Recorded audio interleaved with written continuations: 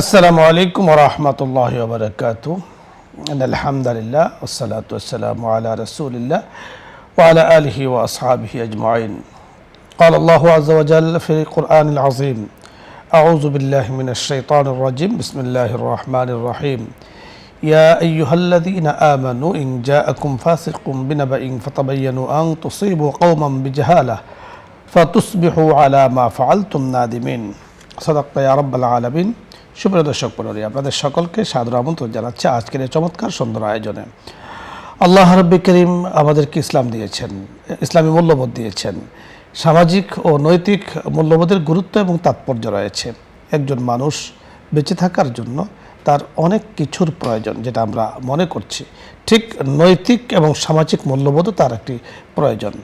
একজন মানুষ আমার কাছে যদি কোনো সংবাদ নিয়ে আসে, তাহলে আমি সংবাদকে যাচাই ব্যতিরেকে, আমি তাহকিক ব্যতিরেকে সেটাকে প্রচার করব না, এটা মূল্যবোধের খেলাফ। বরং আল্লাহ তাআলা কি বলেছেন, ইন জাআকুম ফাসিকুম বিনাবাইন, কোনো ফাসিক যদি তোমার কাছে কোনো সংবাদ নিয়ে আসে, ফাতাবায়ানু, তুমি সেটাকে যাচাই করো। রাসূল আকরাম সাল্লাল্লাহু আলাইহি সাল্লাম এ সম্পর্কে বলেছেন, কাফা বিল মারই কাযিবান আইয়ুহাদ্দিসা বিকুল্লি মা সামিআ। সুপ্রিয় দর্শক মণ্ডলী, এই বিষয় নিয়ে আরও বিস্তারিত কথা বলবেন বিশিষ্ট ইসলামী চিন্তাবিদ, আপনাদের পরিচিত মুখ শেখ মুফতি শাব্বির আহমদ খান, শেখুল হাদিস জামিয়া দারুল আরকাম, উত্তরা, ঢাকা। সাথে আছি আমি আমজাদ হোসেন হেলালি। আসসালামু আলাইকুম ওয়া রাহমাতুল্লাহ। ওয়া আলাইকুম আসসালাম। মোহতারাম, কেমন আছেন? আলহামদুলিল্লাহ। আলহামদুলিল্লাহ। আজকে আমরা সামাজিক ও নৈতিক মূল্যবোধের গুরুত্ব তাৎপর্য নিয়ে শুনবো। এই বিষয়টা আমাদের জানা খুবই প্রয়োজন। একজন মানুষের ওপরে মানুষের হক রয়েছে, মানুষ মানুষের জন্য। এই যে নৈতিকতা বোধ, এই যে তার মধ্যে মূল্যবোধ, ইসলামিক মূল্যবোধ এসছে, এটা আসলে অত্যন্ত চমৎকার, অত্যন্ত গুরুত্বপূর্ণ একটা বিষয়। যদি এই ব্যাপারে কারো ক্ষয় হয়ে যায়, পদস্খলন হয়ে যায়, তাহলে অনেক কিছু থেকে সে কিন্তু মাহরুম হয়ে যাবে। বিস্তারিত শুনবো আপনার কাছে। বিসমিল্লাহ, আলহামদুলিল্লাহ, ওয়াসসালাতু ওয়াসসালামু আলা রাসূলিল্লাহ, আম্মা বাদ। আল্লাহ রাব্বুল আলামিন এই মুসলিম উম্মাহকে এই পৃথিবীর কল্যাণের জন্য তৈরি করেছেন। এই কল্যাণ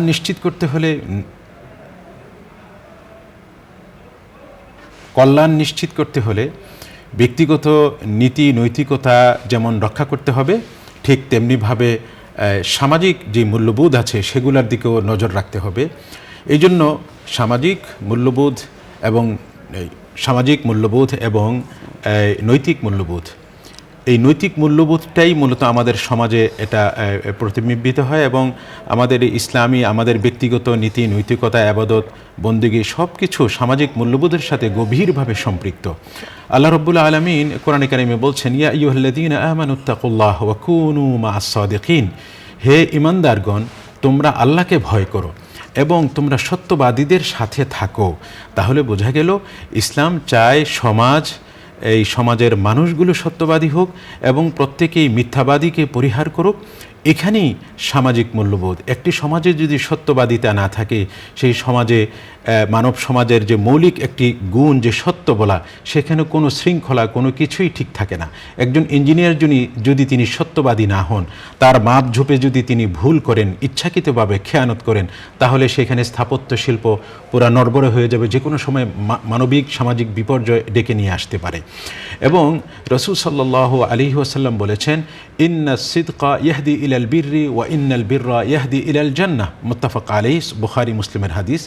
নিশ্চয়ই সত্যবাদিতা নেক আমল এবং আমালে সালেহের দিকে পথ দেখায় এবং আমাল সালেহা জান্নাতের পথ দেখায়। তাহলে এই সত্যবাদিতা আমাদের একে পরস্পরের সাথে সত্য কথা বলা, সত্যবাদীদেরকে বেছে নেওয়া, এটা মূলত আল্লাহ তাআলা সত্যের উপর উদ্বুদ্ধ করবার জন্যে বলেছেন, সত্যবাদীদের সাথে থাকো। এবং প্রতিটি মানুষের চায় তার পরকালের সফলতা, সে যেন চিরস্থায়ী জান্নাত পেয়ে সফল লাভ করে। এবং এটাই কোরআনে আল ফৌজুল আযীম, আল ফৌজুল কবির বলা হয়েছে, সবচেয়ে বিরাট সফলতা। আর সেই সফলতার পথ হলো সত্য বলা। সুতরাং প্রতিটি মুমিন সে ব্যক্তিগত ব্যাপারে, পারিবারিক জীবনে সত্য কথা বলবে এবং সামাজিক জীবনেও এবং রাষ্ট্রীয় জীবনে সে সত্যবাদী হবে।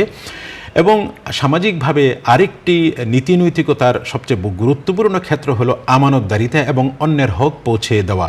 যদি সমাজের মধ্যে ব্যক্তিজীবনে, সামাজিকভাবে, পারিবারিকভাবে, রাষ্ট্রীয়ভাবে যদি আমানতদারিতা না থাকে, সেখানে কোনো আত্মবিশ্বাস এবং কোনো সভ্যতা গড়ে ওঠা সম্ভব নয়।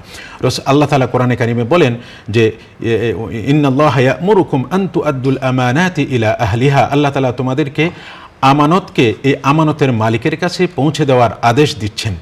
আমরা সচরাচর মনে করি যে টাকা পয়সা গচ্ছিত থাকলেই শুধু আমানত, তা অবশ্যই আমানত, তা টাকার মালিককে পৌঁছে দিতে হবে। কিন্তু একজনের দায়িত্ব, তার জিম্মাদারি, তার চাকরি, তার অফিস, এই তার যেই দায়িত্ব নিয়ে সে এখানে অফিসে চাকরি করছেন, একজন সরকারি কর্মজীবী, একজন ডাক্তার, একজন আইনজীবী এবং এমনকি একজন ড্রাইভার, সেও যদি তার এই দায়িত্বের ক্ষেত্রে অবহেলা করে বিরাট এক বিপর্যয় নেমে আসে এই সমাজের মধ্যে। ঠিক তেমনিভাবে আমাদের এই সামাজিক মূল্যবোধ এবং নৈতিক মূল্যবোধের আরেকটি গুরুত্বপূর্ণ ক্ষেত্র হলো আমাদের বর্তমান সময়ে যে অনলাইন জগতের যেই আমাদের অবাধ তথ্য প্রবাহের যেই যুগ বর্তমানে, সেখানে যদি মিথ্যা ছড়িয়ে পড়ে ব্যক্তি জীবন থেকে জাতীয় জীবনে পর্যন্ত নানা বিপর্যয় নেমে আসে, এই জন্য এই সত্যবাদিতা অনলাইনে যেন আমরা এই নৈতিকতাকে অবলম্বন করি। আল্লাহ তাআলা কোরআনে কারিমে বলছেন, ইয়া আইয়ুহাল্লাযীনা আমানু ইন জাআকুম ফাসিকুম বিনাবাইন ফাতাবায়ানু, হে ঈমানদারগণ, তোমাদের কাছে যখন কোনো সংবাদ নিয়ে আসে এবং তোমরা যদি মনে করো সে সংবাদদাতা ফাসিক, তাহলে অবশ্যই এই সংবাদের সত্যতা যাচাই করি তারপরে সেটাকে প্রচার করতে হবে, আর না হয় মিথ্যা ছড়িয়ে পড়ার সমূহ সম্ভাবনা রয়েছে। এবং রাসূল সাল্লাল্লাহু আলাইহি ওয়াসাল্লাম বলেছেন, মান হাদ্দাসা আন্নি হাদিসান ইয়ারা আন্নাহু কাযিবুন ফাহুয়া আহাদুল কাযিবিন, যে কেউ যদি আমার কাছ থেকে কোনো সংবাদ শুনেই সেটা প্রচার করতে থাকে, তাহলে সেও একজন মিথ্যাবাদী। এবং অন্য একটা হাদিসে রাসূল সাল্লাল্লাহু আলাইহি ওয়াসাল্লাম বলেছেন, মিথ্যাবাদী হওয়ার জন্য যথেষ্ট হলো যা শুনে তাই রিওয়ায়াত করতে। আপনি চমৎকার বলছিলেন। দর্শক মণ্ডলী, সামাজিক এবং নৈতিক মূল্যবোধের গুরুত্ব অনেক অনেক বেশি। মানুষ সামাজিকভাবেই জীবিত থাকে, সামাজিকভাবেই মানুষ সুন্দর একটা পরিবেশ গড়ে তোলে, সমাজবদ্ধ জীবন যাপন করছে মানুষ। ঠিক আল্লাহ পাকের অন্যান্য মাখলুকাত যা আছে, যদিও সমাজ শব্দটা তাদের জন্য আমরা ব্যবহার করি না, তারপরেও তারা দলবদ্ধভাবে কিন্তু চলাফেরা করছে, কিন্তু সামাজিক রীতিনীতি পালন করছে মানুষ। আল্লাহ পাক মানুষকে দিয়েছেন। তাই আমরা যেই অবস্থানে আছি, অর্থাৎ কেউ ডাক্তার, কেউ ইঞ্জিনিয়ার, কেউ বৈজ্ঞানিক, কেউ গবেষক, কেউ আমরা আবার নিচে আছে তরকারি বিক্রেতা হোক, অথবা আমরা বিভিন্ন কাজে ব্যস্ত, প্রত্যেকের কাজের সাথে যখন আমরা নীতি নৈতিকতাকে অবলম্বন করব, আমরা আমাদের দায়বদ্ধতা আমরা এড়িয়ে যাব না, দায়বদ্ধতা থেকে আমরা কাজ করব, তাহলে তরকারির মধ্যে মানুষ ভেজাল দেবে না, ডাউলে মানুষ ভেজাল দেবে না, মাছে মানুষ ফরমালিন দেবে না, ফলে মানুষ ফরমালিন দেবে না, কাজের মধ্যে কখনো ঘাটতি করবে না, কাজের মধ্যে কখনো ফাঁকি দিবে না, কারণ তার একটা দায়বদ্ধতা আছে যে এই যে বিষয়টাকে আমি ফল অথবা মূল অথবা যা আছে আমি যেখানে করছি, এটা আমি না ভোগ করলেও আমার আরেকজন মানুষ ভোগ করছে। ঠিক নিজের থেকে অপরের প্রয়োজনটাকে বেশি প্রাধান্য দেওয়া, এটা ইসলামের শিক্ষা। রাসূল আকরাম সাল্লাল্লাহু আলাইহি সাল্লাম আমাদেরকে জানিয়ে দিয়েছেন, আল্লাহ রাব্বুল কারীম পবিত্র কোরআনের মাধ্যমে আমাদেরকে জানিয়ে দিয়েছেন, তুমি তোমার জন্য যা পছন্দ করো, অপরের জন্য তার সমান পছন্দ করো, অথবা তার থেকে বেটারটা পছন্দ করো, ভালোটা পছন্দ করো।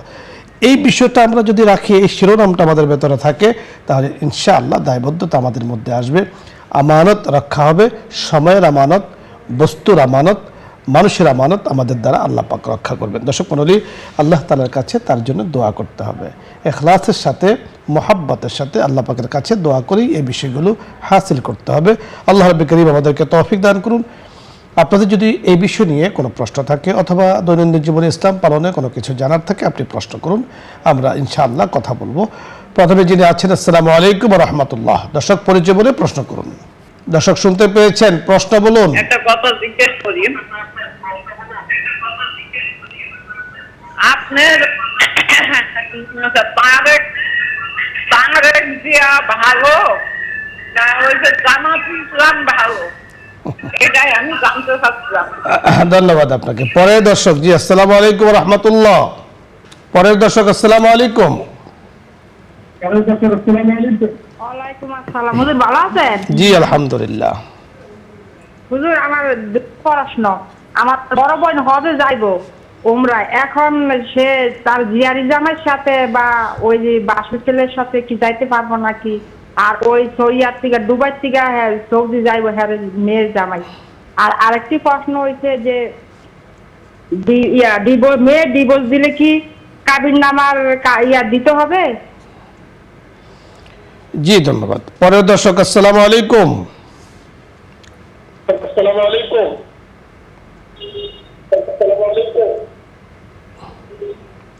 আপনার প্রশ্ন বলুন।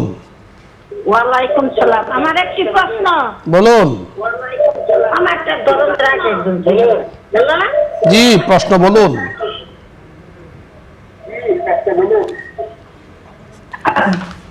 প্রতিদিন কিছু কিছু কোরআন শরীফ পড়া ভালো না একদিন বেশি করে পড়া? বুঝতে পেরেছেন কি প্রশ্ন? প্রতিদিন অল্প অল্প করে কোরআন তেলাওয়াত ভালো। জি ধন্যবাদ। 4টি প্রশ্ন আমাদের কাছে এসেছে। প্রথম প্রশ্নটি আমাদের এক মা করেছেন, উনি জানতে চেয়েছেন তারিক জিয়া ভালো না জামাত ইসলাম ভালো। ভালোর মানদণ্ড তো আল্লাহ তাআলার কাছেই, আমাদের কাছে যার যার অবস্থান থেকে প্রত্যেকেই ভালো। আমাদের প্রধানমন্ত্রী যিনি রাষ্ট্র পরিচালনা করছেন, নিঃসন্দেহে ভালো দেখে আল্লাহ তাআলা ওনাকে ওই জায়গাতে পৌঁছিয়েছেন। তো ভালো এক একজনের দিক থেকে ভালো, রাষ্ট্র পরিচালনায় ভালো। বিরোধী দলের নেতা যিনি আছেন উনি বিরোধী দল হিসাবে আল্লাহ তাআলা ওনাকে যেখানে বসিয়েছেন সেই হিসাবে মেন হিসাবে প্রত্যেকের অবস্থান থেকে ভালো, রাষ্ট্র পরিচালনা ওনারা ভালো আলহামদুলিল্লাহ। আমাদের এই অনুষ্ঠানে আমরা কিন্তু দৈনন্দিন জীবনে ইসলাম পালনে বিষয়গুলো আমরা আলোচনা করি, এগুলো আমরা প্রশ্ন করার চেষ্টা করব ইনশাআল্লাহ। মাহরাম ছাড়া হজে যেতে পারবেন কিনা? ওই যে দুবাই থেকে মাহরাম যুক্ত হবে, এটা কি সুরত আছে কোনো? এমনিতে শরীয়ত মানে হজ ফরজ হওয়ার ব্যাপারে মাহরাম থাকা এটা শর্ত করেছে। তো সেই হিসাবে তার যদি মাহরাম না থাকে তো হজ তো ফরজ হবেই না। অর্থাৎ এখান থেকে মক্কা মদিনায় উনি যাবেন যার সাথে, অবশ্যই এখান থেকে যাওয়ার শুরুতেই ওনার সাথে মাহরাম লাগবে। মাহরাম পরে দুবাই থেকে যুক্ত হবে এটা হবে না। তার মানে বোঝা গেল যে হজের জন্য যে শর্ত নিয়মগুলো আছে সেই নিয়মগুলো ওনার পূরণ হচ্ছে না, এজন্য এই সফরে উনি না গেলেও কোনো সমস্যা হবে না। আল্লাহ তাআলা মহিলাদের জন্য মাহরামকে আল্লাহ পাক অর্থাৎ ইসলামী শরীয়তে জরুরি করে দিয়েছেন। আরেকটি প্রশ্ন করেছেন তালাকের বিষয়, মনে হয় সম্ভবত আপনি বুঝতে পেরেছেন। জি সম্ভবত বোন প্রশ্ন করেছেন যে তালাকের সময় কাবিননামা উপস্থিত বা রাখতে হবে কিনা। আসলে সেটা যদি পানা দেনা অনেক ব্যাপার স্যাপার থাকে সেটার জন্য, শুধু তালাক বা ডিভোর্সের জন্য এটা উপস্থিত রাখা আবশ্যক নয়।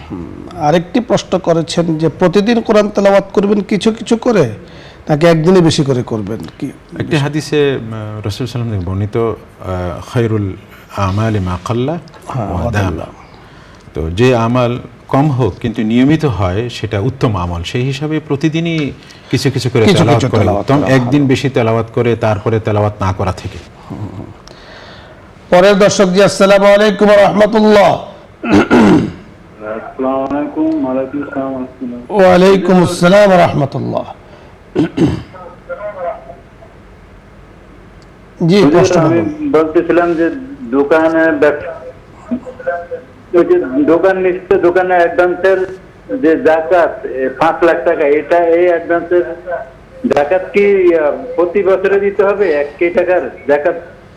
জি আমরা কথা বলছি, আপনি শুনতে থাকুন। বুঝতে পেরেছেন? জি হ্যাঁ, তার যদি নেশাবের বাইরে যে টাকাটা থাকবে এই মাদেরাতান তার হাওয়ায় যে আসলিয়া তার মৌলিক প্রয়োজন এইসবের বাইরে এবং মৌলিক প্রয়োজনের মধ্যে ঋণগ্রস্ত যদি হয় সেটাও বাদ যাবে। এরপর যদি তার সম্পদ নেশাব পরিমাণে 1 বছর হয় তাহলে সেটা যে কোনো সম্পদই হোক, গচ্ছিত সম্পদ অ্যাডভান্স হোক বা যে কোনোভাবেই হোক, ব্যাংকে অলস টাকা হোক, সবটার উপরই যাকাত ফরজ হবে। জি পরের দর্শক, আসসালামু আলাইকুম ওয়া রাহমাতুল্লাহ। ওয়া আলাইকুম আসসালাম। আসসালামু আলাইকুম হুজুর। আপনি প্রশ্ন বলুন। জি আমার একটি প্রশ্ন। আমরা যে আমাদের মা বাবা, নানি নানা, দাদা দাদি মারা গেছেন, আমরা তো তাদের জন্য নামাজ পড়ে দোয়া করি বা সাদেকা করি, আর ওনারা কি আমাদের জন্য কিছু করেন নাকি কবর থেকে? জি ধন্যবাদ, সুন্দর একটি প্রশ্ন করেছেন। বুঝতে পেরেছি। জি, প্রশ্ন করেছি আমরা মাইয়েতের জন্য দোয়া করি, আমল করি, সেটা তারা পান সাদাকা জারিয়ার মতন, এবং মাইয়েতের নিজের জন্য কোনো আমল করার কোনো সুযোগ নেই। হাদিসে এসেছে ইনকাতা আনহু আমালুহু, মারা গেলে তার সমস্ত আমল করার বন্ধ হয়ে যায়। কিন্তু কোনো জীবিত ব্যক্তি যদি তার জন্য আমল করেন, তার কাছে যদি সওয়াব পৌঁছায়, আল্লাহর হুকুমে যখন তিনি জানতে পারেন, তিনি যদি দোয়া করেন, তাহলে অন্যের জন্য তার এই দোয়া আল্লাহ তাআলা কবুল করেন। অর্থাৎ আমরা আমাদের দর্শককে বলবো যে আমলের জায়গা দুনিয়া, আমলের জায়গা কবরে নয়। কোনো কিছু পাঠ করা, তেলাওয়াত করা, জিকির আজকার করার জায়গা হলো দুনিয়া, কবরে নয়। কবরে আপনি দুনিয়াতে যা উপার্জন করেছেন সেটা ভোগ করবেন, আমি যা কামিয়েছি সেটা ভোগ করব। আপনার জানার বিষয়, আমরা তো ওনাদের জন্য করি, ওনারা আমাদের জন্য কিছু করছেন কিনা, ওনাদের করার কোনো সুরত নেই। যদি করেন আল্লাহ পাক কাদের মতলব, ওনাদের দ্বারা কিছু করানো রুহানি ফয়েজ বারাকাত আমরা পেতে পারি বেশির থেকে বেশি। এতটুকু কোনো আল্লাহর ওলি, কোনো বড় বুজুর্গ যদি থাকে, আমরা বলে থাকি আল্লাহ আমরা যা তেলাওয়াত করেছি এটা ওনাদেরকে পৌঁছিয়ে দেন, ওনাদের রুহানি ফয়েজ বারাকাত আমাদেরকে দান করুন। কারণ মানুষ তো মারা যায়, রুহটা সেখানেও জীবিত থাকে, সে হিসাবে বারাকাত আমরা পেতে পারি, ওনারা আমাদেরকে দেবেন, এই ধরনের কোনো রেওয়ায়েত বা বর্ণনা অন্তত আমরা পাইনি। আরেকটি বিষয় হলো আসলে কবরের যে বিষয়টা, এই বিষয়টা মানে দুনিয়াতে জগতের মধ্যে আমরা যতটুকু কোরআন সুন্নাহর আলোকে পড়েছি ততটুকুই আমরা বলতে পারবো। কবরে যে কি ঘটে, কি ঘটছে, এটা আসলে ওই জগতের হাকিকতটা আল্লাহ তাআলাই জানেন, আল্লাহ তাআলাই ভালো জানেন। সেটা আসলে দুনিয়ার মানুষ বলতেও পারবে না, বলার চেষ্টা করাও ঠিক হবে না। ধন্যবাদ। পরের দর্শক জি, আসসালামু আলাইকুম ওয়া রাহমাতুল্লাহ। দর্শক শুনতে পেয়েছেন? প্রশ্ন বলুন। হ্যালো, আসসালামু আলাইকুম। সালাম আলাইকুম। ওয়ালাইকুম আসসালাম। আমি ফিয়ার মোহাম্মদ বলছি। বলুন। ওই আমার যে গুনাহ, ওই তওবা করলে যে গুনাহ কবুল হয়েছে, গুনাহ মাফ হয়েছে, এটা কি কোরআন হাদিসের মাধ্যমে জানতে পারি? অবশ্যই তোমার জানতে পারবেন, অবশ্যই। জি, ধন্যবাদ আপনাকে, বুঝতে পেরেছেন। জি, এখানে উনি প্রশ্ন করেছেন যে তওবা যে কবুল হয়েছে কোরআন হাদিসের মাধ্যমে জানতে পারবো। এখানে আল্লাহ রাব্বুল আলামিনের সিফতের মধ্যে গফফার, গফুর, রহমান এবং হাদিসে কুদসির মধ্যে এসেছেন যে কোনো পথভ্রষ্ট বান্দা সে যদি আল্লাহর কাছে তওবা করে, আল্লাহর কাছে ফিরে আসে, আল্লাহ তাআলা এত খুশি হন, লাল্লাহু আফরাহু বিহি, এত বেশি খুশি যে ওই বান্দা থেকে যে তার উটকে মরুভূমিতে মুসাফির হারিয়ে ফেলেছে এবং জীবন থেকে সে একেবারে নিরাশ হয়ে গিয়েছে, এরপরে সে নিরাশ হয়ে ঘুমিয়ে পড়ল, হঠাৎ করে ঘুম থেকে উঠে তার উট ফিরে আসতেছে, তখন সে খুশির আতিশয্যে বলল যে আল্লাহুম্মা আনতা আবদি ওয়া আনা রাব্বুক, মানে এত খুশি হয়েছে কি বলবে হুঁশ নাই, উল্টা বলছে যে হ্যাঁ হ্যাঁ আল্লাহ আপনি আমার গোলাম, আমি আপনার রব। তো মানে এত খুশি আল্লাহ তাআলা হন। তো অবশ্যই আল্লাহ তাআলা তওবা কবুল করেন বলেই, করতে চান বলেই আল্লাহ তাআলা। আপনি চমৎকার বলেছেন, কোরআন ও সুন্নাহর আলোকে। কোরআন আপনি পড়েছেন, দেখেছেন, বুঝেছেন। আল্লাহ তাআলা কোরআনে বলেছেন ফাস্তাগফিরু রাব্বাকুম, তোমরা তোমাদের রবকে ডাকো, ইন্নাহু কানা গাফফারা, তিনি ক্ষমা করেন। একটি দলিল পাইলেন, আল্লাহ পাককে ডাকলে ক্ষমা চাইলে উনি ক্ষমা করেন। অপর আয়াত আল্লাহ তাআলা বলেছেন উদউনি আস্তাজিব লাকুম, আমাকে ডাকো তওবার মাধ্যমে বিভিন্নভাবে ইখলাসের সাথে, আমি তোমার ডাকে সাড়া দেব। তো আপনি তওবা করলে উনি সাড়া দেবেন, তো নিজেই বলেছেন। আমার তো দলিলের প্রয়োজন নেই, আল্লাহ তাআলা নিজেই বলেছেন আমি সাড়া দেব, তওবা করে আমার কাছে আসো, আমি সাড়া দেব। এখন গুনার বিষয়কে তওবা করলে আল্লাহ পাক তো সেটা আপনাকে দেবেন, আপনি আশা করছেন কিভাবে? ভালো কিছু চাবেন, ভালো কিছু দেব, আল্লাহ তাআলা সেটা নিজেই তো বলেছেন। তো এটি তো সবচেয়ে বড় দলিল। আল্লাহ তাআলা আমাদেরকে তৌফিক দান করুন বুঝার। শাইখ ধন্যবাদ আপনাকে। দর্শক মণ্ডলী, আপনাদের সকলকে ধন্যবাদ জানাচ্ছি। আমাদের প্রত্যেকের অবস্থান থেকে আমরা দায়িত্ব পালন করি, সামাজিকভাবে, নৈতিকভাবে আমাদের যে মূল্যবোধ আছে, ইসলামী মূল্যবোধ আলোকে আমরা আমাদের জীবনটাকে সাজাই, আমাদের দায়িত্বগুলোকে আমরা বুঝি, তাহলে ইনশাআল্লাহ যেমনিভাবে আমাদের দ্বারা দেশ শান্তি পাবে, আমাদের দ্বারা জনগণ শান্তি পাবে, আল্লাহ পাকের প্রত্যেকটি মাখলুক শান্তি পাবে। আল্লাহ রাব্বুল কারীম আমাদেরকে তৌফিক দান করুন। ভালো থাকুন, সুস্থ থাকুন। নিউজ 24-এর লাইভ প্রোগ্রাম ইসলাম আমরার সাথে থাকুন, আশাবাদ ব্যক্ত করে বিদায় নিচ্ছি। আসসালামু আলাইকুম ওয়া রাহমাতুল্লাহ। এখন এই দোয়া হচ্ছে, দরুদ ইস্তিগফার পড়ি। আল্লাহুম্মা সাল্লি আলা সাইয়্যিদিনা ওয়া নাবিয়্যিনা ওয়া শাফিঈনা ওয়া হাবিবিনা ওয়া মাওলানা মুহাম্মদ সাল্লাল্লাহু আলাইহি ওয়া আলা আলিহি ওয়া আসহাবিহি ওয়া বারিক ওয়া সাল্লিম। আস্তাগফিরুল্লাহ রাব্বি মিন কুল্লি যামবিন ওয়া আতুবু ইলাইহি লা হাওলা ওয়া লা কুওয়াতা إلا بالله العلي العظيم. الحمد لله رب العالمين والصلاة والسلام على أشرف الأنبياء والمرسلين اللهم لك الحمد كما ينبغي لجلال وجهك وعظيم سلطانك ربنا آتنا في الدنيا حسنة وفي الآخرة حسنة وقنا عذاب النار أي رب العالمين আপনি আমাদের সমস্ত গুনাহ খাতাকে maaf করে দেন ইয়া রব্বুল আলামিন। আয় আল্লাহ আমাদেরকে দ্বীনের উপর চলার তৌফিক দান করুন।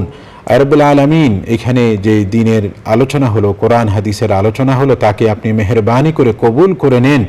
আয় রব্বুল আলামিন আমরা যারা আলোচনা করেছি এবং যারা আলোচনা শুনেছি, আয় রব্বুল আলামিন আপনি এর জাযা আমাদের সকলকে দান করুন এবং এই আমলের উসিলা আমাদেরকে দ্বীনের উপর অটল থাকার, অবিচল থাকার তৌফিক দান করুন। আয় রব্বুল আলামিন আমাদের দেশ, আমাদের ব্যক্তিগত জীবনে, সমাজে, দেশে শান্তি, শৃঙ্খলা, স্থিতিশীলতা দান করুন, আমাদেরকে খায়ের এবং বারাকা দান করুন। আয় রব্বুল আলামিন আমরা এখানে যারা এই অনুষ্ঠান করছি, যারা ব্যবস্থা করেছে, তাদেরকে সকলকে খায়ের ও বরকত দান করুন, সুস্থতার সাথে রাখুন। বিশেষ করে বসুন্ধরা গ্রুপের চেয়ারম্যান এবং মহোদয়ের সকল পরিবারবর্গকে আপনি মাফ করে দেন এবং যারা বেঁচে আছে তাদেরকে খায়ের ও বারাকা দান করুন, কল্যাণ দান করুন। আয় রব্বুল আলামিন আমরা আমাদের জীবনে যেন আমরা সুন্দর ইসলামী মূল্যবোধ প্রতিষ্ঠা করে নিজে একজন ভালো আদর্শ মানুষ হতে পারি এবং অন্যের জন্য কল্যাণকামী, কল্যাণকর মানুষ হতে পারি এবং দুনিয়া এবং আখিরাতে সফল কাম হতে পারি, আখিরাতে যেন জান্নাত লাভ করতে পারি, সেরকম নীতি নৈতিকতা বোধ সম্পন্ন মানুষ হওয়ার তৌফিক আমাদেরকে দান করুন আয় রব্বুল আলামিন। আয় আল্লাহ আমাদেরকে এই বাংলাদেশকে এবং সকল মুসলিম দেশকে আপনি সকল বিপদ আপদ থেকে হেফাজত করুন। ওয়াসাল্লাল্লাহু আলা সাইয়্যিদিনা মুহাম্মদ ওয়া আলা আলিহি ওয়া সাহবিহি আজমাইন। আমিন বিরহমাতিকা ইয়া আরহামার রাহিমিন।